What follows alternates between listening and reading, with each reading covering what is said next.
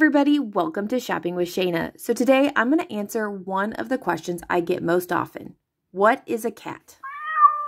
We're not talking about that feline that rubs up against your leg and meows all the time. We're talking about a Catalina. So the term Catalina actually refers to any coupons that are printed at the cash register when you complete a purchase at a store.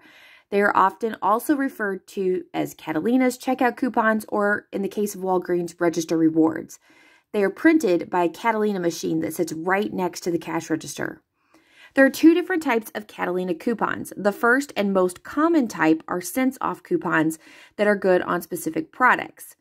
For example, maybe you have a $1 off 2 for cereal.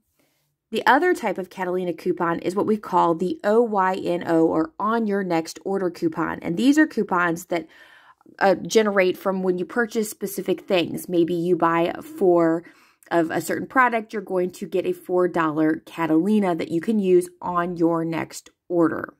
Both types of these coupons are printed based off of your recent store purchases or because the brand is having some sort of special promotion. Catalina coupons are printed at the time of a purchase and are good for the use during your next purchase at the same retailer.